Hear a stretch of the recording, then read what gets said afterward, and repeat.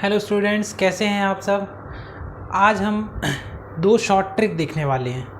Maths के दो important tricks होते हैं जो एग्ज़ाम में बार बार पूछे जाते हैं और कंपटीशन एग्ज़ाम में इससे हर बार सवाल बनता है।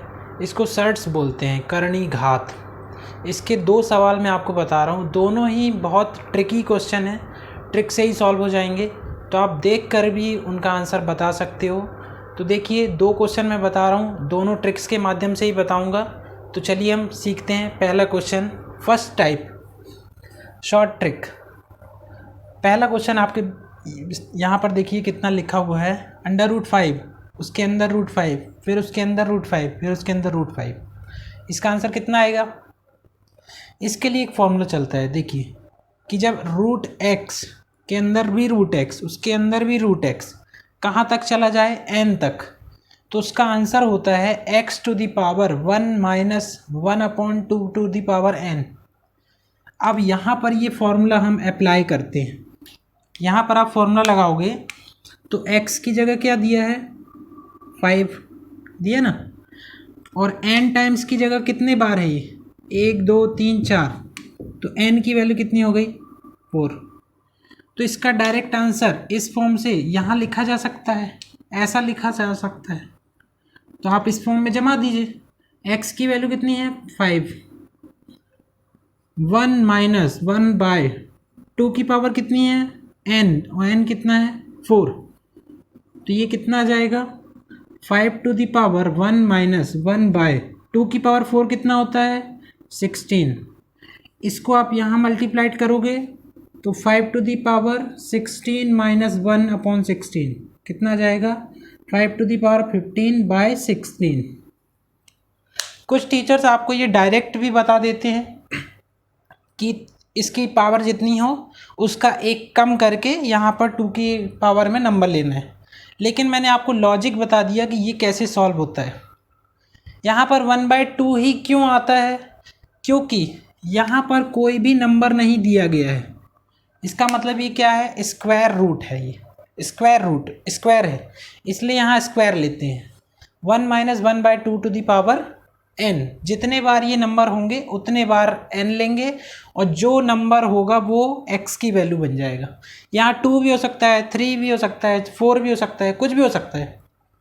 तो उसकी जगह आपको क्या लेना है, वही नंबर लेना है, और ये जितने बार हो वो n की वैल्यू होती है। 4 बार है तो n की वैल्यू 4, 5 बार आ जाए तो n की वैल्यू 5, 10 बार आ जाए तो n की वैल्यू 10। तो ये पहला क्वेश्चन था, इसको ट्रिक के माध्यम से मैंने आपको बताया। चलिए दूसरा क्वेश्चन देखते हैं कि दूसरा क्वेश्चन एग्जाम में कैसे आता है और उसका इमीडिएटली आंसर कैसे निकाला जाता है। देखिए स्टूडेंट्स, √3, उसके अंदर भी √3, फिर उसके अंदर भी √3, डैश डैश डैश इनफाइनाइट। ये कैसे ट्रिक के माध्यम से सॉल्व होगा, इसमें कैसे ट्रिक लगेगी, ध्यान से सुनिए। रूट के अंदर जब भी ऐसा नंबर हो लेकिन वो n बार फाइनाइट नंबर ना हो, इनफाइनाइट हो, हमको पता ही नहीं चल रहा कहाँ तक जा रहा है। इनफाइनाइट का मतलब होता है अनंत, जहाँ ख़त्म नहीं होती चीज़ें। तो ये √3 इनफाइनाइट टाइम तक है, मतलब अनंत तक है, ख़त्म नहीं हो रहा है, बढ़ती जा रही वैल्यू। तो ऐसे क्वेश्चन को कैसे सॉल्व किया जाता है, देखिए इस पूरे को आप x मान लो, माना क्या, पूरा जो वैल्यू है वो कितनी है, x। तो अगर आप इसको x मान लोगे तो ऐसा ही दिखेगा,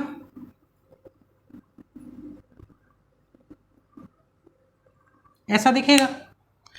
अब दोनों साइड आप क्या कर दो, वर्ग कर दो, दोनों पक्षों का वर्ग, पक्षों का वर्ग करने पर, वर्ग आप करोगे तो यहाँ वर्ग लगाओगे तो कितना हो जाएगा, x², और यहाँ वर्ग लगाओगे तो कितना आ जाएगा, √3 √3 √3 डैश डैश डैश इनफाइनाइट। इस पूरे का वर्ग लगाओगे तो क्या आएगा, एक रूट हट जाएगा इससे, है ना, एक रूट हट जाएगा तो क्या बच जाएगा, 3,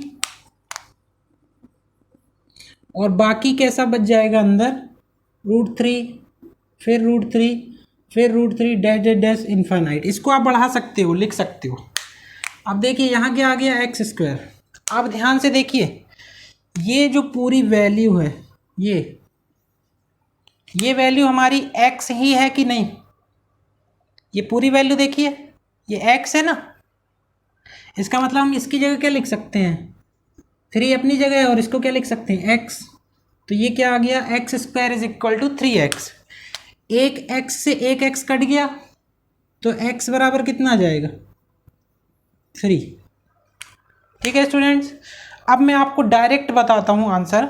जब भी यहाँ पर इन्फानाइट तक रूट जाए, इन्फानाइट तक, तो ये नंबर ही आंसर हो जाता है, मतलब इस पूरे का आंसर क्या हो जाएगा 3।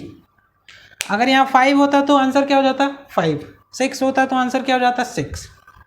तो ये मैंने आपको उसका लॉजिक बता दिया कि आंसर वो ही नंबर कैसे आता है, ठीक है, लेकिन आंसर वो ही नंबर होगा जब इन्फानाइट तक जाए, और जब एन तक जाएगा तो वो फार्मूला लगाना इसके पहले वाला, इन्फानाइट तक जाए तो डायरेक्ट यही आंसर होगा, और निकलता कैसे है इस फॉर्मूले से। ठीक है स्टूडेंट्स।